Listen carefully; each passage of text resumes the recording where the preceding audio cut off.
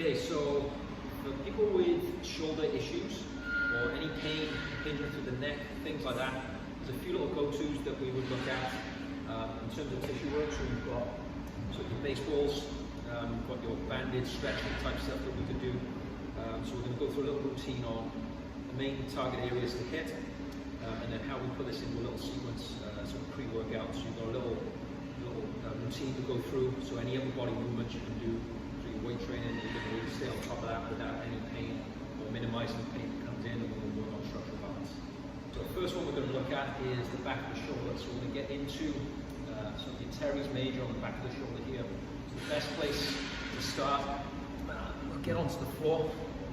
Okay, so you're looking to get this ball just on the, find your shoulder blade here on the outside, and you're going to drop in on the lower part, okay?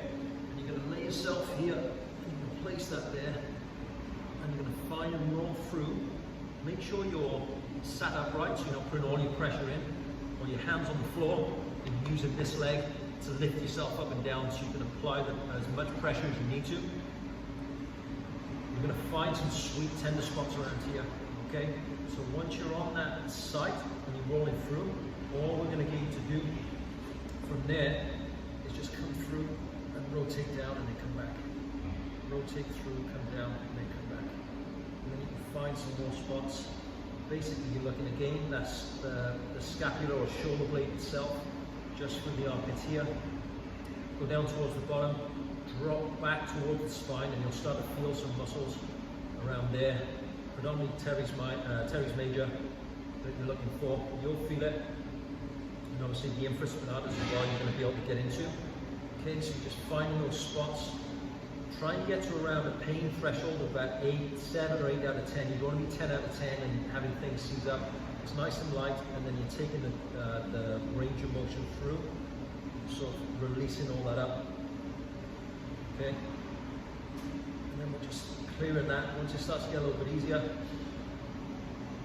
we can switch sides and go from there if you need to. So if there's a specific side that you're stuck with, get on that side, open that up, and that's going to start to allow you to increase range of the shoulder joint with the rotation you need. And then we'll go through some of the next ones. Okay, the next one we'll look at is right into the upper traps here. A good way to get into this is you're going to have to bend over into this position so you can drive your body weight into the ball. Okay, so you can do this in a doorway as well. So you've got a doorway, wood's coming together here, you're going to drive the ball into that point, anchor point. You can hold on to the ball, and then you're going to get upper traps in. From there, we're going to push some pressure in. Okay, so you're applying pressure into the ball. Make sure you're supporting the elbows. So you take, you allow that to relax. If you're just letting the arm hang, the upper traps are going to try and pull the arm up. So make sure you support the elbow to relax the upper traps, and that's going to allow you to get in a little bit deeper. So here, find the point, hold the other arm, so you relax, and then you're just applying pressure in. Let it now release. And you're driving force through and down in through the traps. Okay, so that's another one there we can start to use and open up, allowing the upper traps to release off so we can compress the shoulder blades a little bit better. One other one we hit is right in front of the shoulder here. So right here, you've got a lot of muscles that attach into the front. Obviously you've got your anterior delts, your pecs is inserted into here. But we also have teres major, we also have the bicep heads, there's a few other attachments in there as well. So this can get quite gunked up a little bit. So what we can do is use a doorway, a rack, and you find, so you're going to apply the pressure here, you find that spot.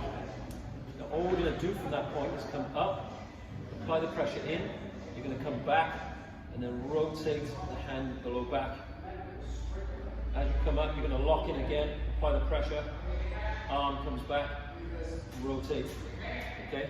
So you're clearing through, so you're clearing all of this here, so you're going to take it through internal rotation, and you come into the low back, and that should start to sort of clear out all the sort of gunkiness in front of the shoulder, and you're going to feel a nice little range of motion for that shoulder joint, okay? Okay, so the lats are going to need to be activated, especially if you're starting to open the shoulder joint up. One muscle that tends to be switched off a little bit and people don't really activate very well is the lats. So pre-workout is a good point to to start getting into these ranges and start getting the lats activated. So one thing you want to be looking for is driving this arm back into extension through the low back. We also want to be focusing on bringing the arm in towards the hip as well, so it adducts. So extending and adducting into the hip or bringing it in towards the hip. From there we can side bend a little bit as well, so these are the motions we're going to go through. And as well you can sort of turn your torso away to get that contraction a little bit more. But break them down one at a time and make sure you're contracting just under the armpit. So you can use a light cable. Okay, so you're going to get hold of that. You're thinking elbow or wrist down towards your back pockets. You're pulling, but first off you need to make sure your scapula's down and in, and then from there we're squeezing under the shoulder blade. And we're coming down, down, down, getting that contraction there. I'm feeling that quite hard at the moment. Okay, so from here, making sure I bring my arm in. So if I turn here, you can see that arm coming in a little bit more, getting that back. Then what I'm going to do is side bend a little bit more to get a contraction, and I'm going to rotate out, squeeze hard, and then I can come back up to that position, shoulder blade down, squeeze under the armpit and bring the wrist towards me, slow it down, arm in, side bend, rotate, come back. So the amount of reps you need is the amount you get to really fire that up and get the blood in there. So don't be besotted on any amount of reps you need. Once you've got that activated, you can really feel it switched on. You're done, you're good to go. But typically, I find sometimes it's going to take a few reps or an extended isometric contraction there for a good few seconds to start to get the contraction. Do a few of those. Once you've really lit it up, you're good to go, and then you can perform some repetitions with this straight arm pull down standing. So now you've got it activated, you drive blood in there, and that's going to allow the lower lats to help you stabilize the shoulders back and down. So that's one activation drill that we're going to start to use. Okay, so once you've got the lower lats activated, we're going to start to break that up into the upper back as well. So you can do this face down on the bench. You're going to start with your arms by your side, so down towards the floor, and you're going to retract the arms back, externally rotated, and then holding into this position. So your shoulders should be backing down. Your arms are going to raise up by your sides. I'll demonstrate in a second. And you're going to turn your thumbs up towards the ceiling. So shoulder blades together. Lats, lower lats are really going to be activating up there. Holding that for a few seconds, and then you're going to come back down. Think lower lats here. Once you've done about 5 reps of this, as you come up, you're going to go out to the sides, turn the thumbs up to the ceiling, and then come back. So same thing, but you're going to change the angle. Okay, so we'll just start off with here, and then you do some reps in a T position.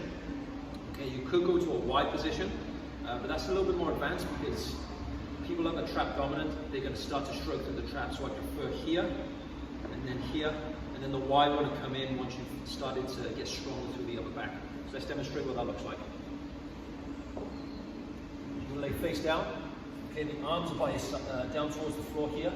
So start around here, then from there we're going to take the arms backwards, so extend again, squeezing the shoulder blades together, and then we're going to rotate, hold 1, 2, 3, 4, 5, and down, shoulder blades down and in, squeeze up, 1, 2, 3, 4, 5.